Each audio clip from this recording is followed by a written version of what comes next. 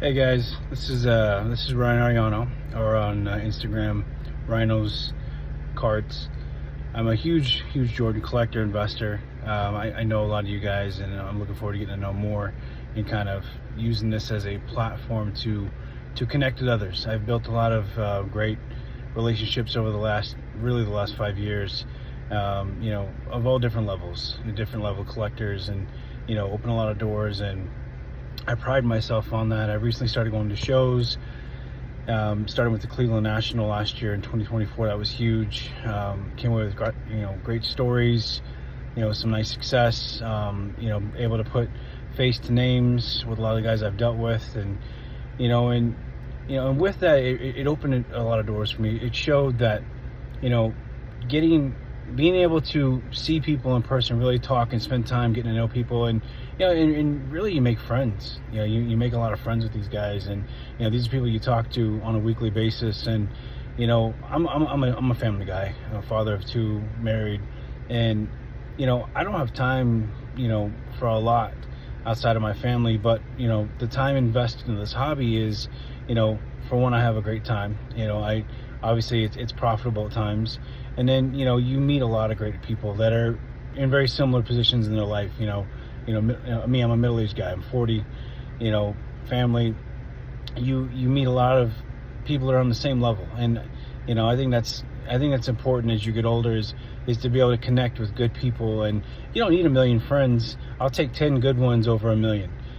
So, and I've met some really core people that I surround myself with, that we, with those relationships, you end up building a trust, and you can lean on people for different things. And I have a lot of guys that come to me and ask me questions and on structuring the big deals or authentication on certain star stuff or Jordan stuff, and I take a lot of pride in that. And with that, I also have those resources as well, for guys that I know they're experts in certain parts of the hobby. And there's so much to know. It's impossible to know everything. Maybe do great for you, but I just feel like there's so much to know about everything, or about each different types of cards. And so today I was actually cleaning out my office this week, and going through some commons. I'm an 8045 star set builder, and I had sold some of my PSA 6 commons to a gentleman that reached out, knew I was a set builder, and I was able to move them. I moved 17 cards at 45 a piece, and and then I had another guy reach out through one of the star groups. Actually, excuse me, I reached out to him. He was looking to build an 83-84 set, a star set, the year before Jordan. And I happen to have some of the really rare comms I had bought up a couple of years ago when PSA started grading star stuff again. And I had bought some really low pop stuff, just because I spent $300 on a Mark West card. Who the hell would do that? But I did, because it was like pop 6, and I bought it at $300 at the time, and I ended up selling it for about $700-800 in this deal. And that's the value on it. That's just the more time goes on, PSA grading star sets, you have the registry, you have set builders, and people love that stuff. And it's a safe place to build, to invest and build, money in these sets, because of the values. And you look at the 86 Fleer set, it's one of the most collectible sets in the world because of the mass production of it, and obviously the players, Jordan, Barkley, and all those guys. There's an abundance of it. You can build it, sets it from all the way from PSA 10 on down. With the star, it's a lot more complicated, and it's a lot more challenging, because everything's so condition sensitive. These were cut very differently. There wasn't the greatest, level of manufacturing behind production.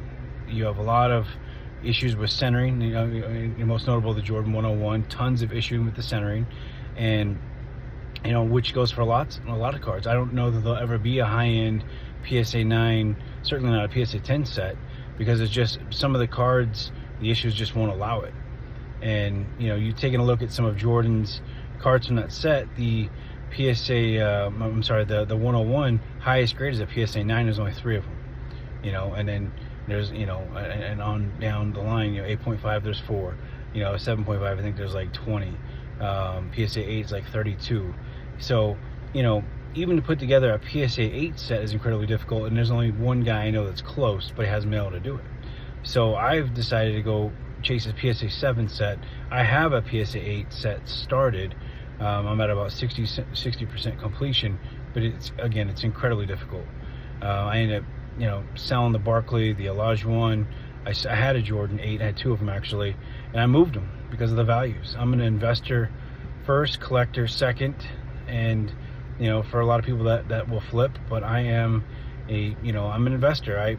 With the profits I make on this stuff, I use it on my family or other investments, and I always, whenever certain things I hit like a certain value level of my collection, I typically move out of it. I'll hang on to my favorite thing, as long as I have something cool, as long as I have a Jordan rookie or inserts, I'm happy. I've had some really, really cool stuff over the years, and I'll be sharing some of those stories on how I acquired them, how I've moved them.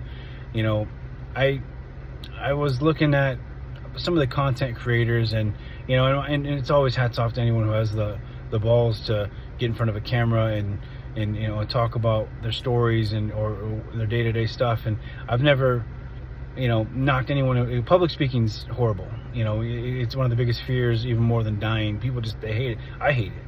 I can only do it if it's something I'm passionate about and I actually know what I'm talking about. And one time I gave a speech to the class after mine in radiology.